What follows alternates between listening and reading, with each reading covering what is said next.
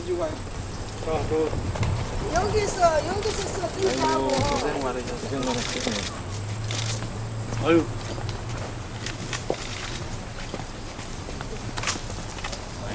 많으셨습니다. 정 변호사님 모시고 있는. 제가 무슨 어떤 국민한테 어떤 무슨 얘기를 할 자격은 없습니다. 제가 말씀드리고 싶은 거는 지금 아직까지는 아마도 일본 식민지 역사라든가 일본의 어떤 그 부당한 처사를 잘 알고 있습니다. 근데 지금 자라나고 있는 30, 40대 그 밑에 20, 30대 이런 분들한테 제가 우리나라의 역사가 왜곡되고 있고 지금 이 독도라든가 위안부 문제라든가 이 자체에 대해서 지금 대통령께서 뭐 독도를 가셨다는데 그 이슈 갖고는 되는 게 아닙니다. 좀 더 우리가 국민 한 사람 한 사람 모든 이 경각심을 가지고 일본을 대적을 해야만이 우리가 모든 일본에 당했던 수모를 정당하게 갚을 수 있는 방법이 확립이 되는 것입니다. 제가 감히 국민 여러분들한테 말씀드리는 것은 36년간의 식민지가 문제가 아닙니다. 우리나라의 모든 불행한 일은 일본으로 인해서 다 일어났습니다. 6.25 동란도 마찬가지고 우리나라가 그 신탁통지에 의해서 우리나라가 전쟁도 안 한 나라가 남북으로 갈리게 돼 있어요.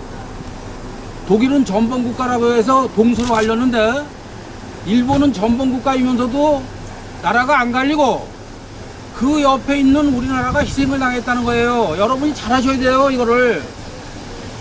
그리고 우리나라 6.25 전쟁으로 인해서 일본이 전쟁 범죄국가 패망한 나라가 14년 만에 64년 도쿄올림픽을 열었어요. 우리나라가 그만큼 희생을 당하고 우리나라 때문에 그 잘 됐으면은 우리나라한테 보답을 할 수 있는 그런 양심에 있는 나라가 돼야 된다는 얘기예요. 제가 감히 국민들한테 무슨 얘기를 하는 게 아닙니다. 우리가 지나온 역사를 올바로 알자는 그 취지입니다. 제발 부탁드리건데 일본한테 지금 잠시 지나가는 어떤 그 쇼맨십이 돼가지고는 안 됩니다. 장기적으로 우리 전체적인 이 국민이 거기에 호응을 해서 일본을 우리가 분명히 이길 수가 있습니다. 독도 문제, 위안부 문제 모든 것은 다 우리나라가 이길 수 있는 여건을 갖추고 있는데 그거를 지금 활용을 못하고 있다는 것뿐입니다. 정부에서. 제가 말씀드렸던 대로 일본은 우리나라 이 대한민국으로 인해서 부자 나라가 됐고 우리나라의 모든 정신적 문화를 다 가지고 갔고 우리나라 이 36년이 통치를 했고 식민지화를 했고 그랬으면 일본이 조금이라도 양심이 있는 나라라면은 대한민국은 건들지 말아야죠. 이것이 저의 간곡한 부탁입니다. 원래 영장실질심사 판사 앞에서도 그저 잘못했다고만 하면 언제든지 풀어줄 것 같이 판사님이 몇 번 말씀을 하셨는데 본인은 나는 일본에 가서 재판을 받겠다. 그리고 말뚝을 설치한 그놈은 우리나라 법정에서 세워야지 내가 왜 우리나라 법정에서 서야 되는지 왜 구속영장 실질심사를 받는지를 이해를 할 수 없다고 투쟁이 시작됐던 겁니다. 그 후에도 의연하게 계속 옥중에서 투쟁을 하셨고 결국 우리는 손괴의 고의가 있었던 것이 아니고 또 어쩔 수 없이 우리의 주장을 펴기 위해서 일본 철제 대문을 향해서 돌진했던 것인데 이것이 유죄 판결이 돼서 정말 억울하고 몸은 나왔지만 정신과 영혼은 지금 아직도 교도소에 갇혀 있고 특히 더 한심스러운 것은 우리나라의 언론이나 또는 당국자들이 아직도 교도소에 있는 것과 같은 그 갇혀 있는 그런 생각을 가지고 있어서 정말 짧은 시간에 나와 있지만 나온 것이 아니라 아직도 해야 될 일이 많고 이 갇혀있는 나라를 위해서 해야 될 일이 더 많다는 말씀을 하셨습니다. 예. 거기 저희 동기 유발을 한 일본인은 지금 상황이 어떤 상황인가요? 일본 그 양반은 영웅 대접을 받고 있고 지금 그 우리나라 위안부 할머니들 상 옆에 설치한 그 말뚝을 팔아먹어서 돈을 벌고 있다고 합니다. 이런 일본과 우리나라의 그 상태가 과연 대통령이 독도를 방문한다고 해서 해결될 문제인지, 또 천황의 사과를 요구한다고 해서 될 문제인지 전 국민들이 각성하고 노력하지 않으면 우리는 또다시 8월 29일에 당했던 그런 경술국치의 아픔을 다시 한번 당하게 될 것이다. 저는 그렇게 생각합니다.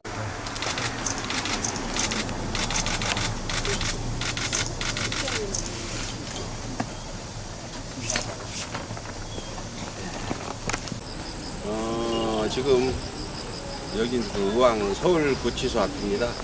오늘 그 일본 대사관 그 차량 의거한 김장근 선생 재판이 오후 3시에 있었는데 판결이 징역 1년에 집행유예 2년, 거기다가 보호관찰이라는 게 있었습니다. 보호관찰이라는 거는 일제나 독재 정권이 그 의로운 일을 못하게 감시하는 데 많이 사용한 그 보호관찰입니다. 법원의 판단이 어떤 이유에서 그렇게 나왔는지 모르지만 집행유예까지는 어떤 국제적인 관계에 의해서 그렇게 했다 하더라도 보호관찰이라는 거는 정말 어이없는 그런 판결이라고 생각하고요. 일단 지금 김창근 선생이 그 집행유예로 석방이 되는데 소수의 한 10여 명의 그 시민들이 지금 행사 준비를 했습니다. 구치소 앞에 집회 신고를 내놨고요. 프랜카드도 만들고 나름대로 뭐 행사를 지금 석방되는 김장근 선생이 나오시면 할 건데 참 정말 사람이 너무 적습니다. 김창근 선생이 하신 일이 폭력적인 불법 행위라고 하는 국민들도 계시겠지만 생각해 보십시오. 그 스즈키라는 외구가 대한민국의 그 일제 강제 성노예 그 소녀상 앞에 그런 그 말뚝 테러를 했는데 일본 정부는 그 자를 아무런 법적 조치를 하지 않고 있습니다.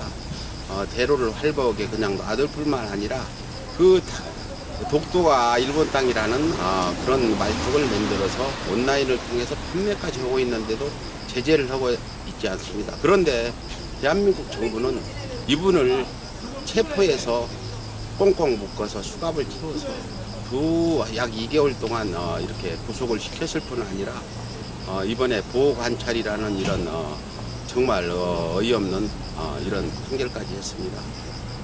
우리가 나라가 위기에 처했을 때 우리는 임진왜란이나 고한말에 의병들이 일어나서 나라를 구했습니다. 의로운 일을 하지 말라고 보호관찰을 판결을 했다는 것은 앞으로 대한민국이 위기에 처했을 때 의병 활동을 해서는 되지 않는다는 대한민국 법원의 판결이라는 저는 그런 생각으로 정말 부당함을 다시 한번 국민 여러분께 말씀드립니다.